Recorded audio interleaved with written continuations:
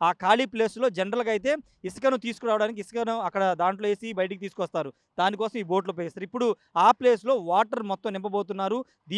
దాంట్లోను ఈ 2 బోట్లలో ఆ మధ్యలో ఉన్న ఖాళీ స్పేస్ అంతా కూడా వాటర్‌తో నింపుతారు.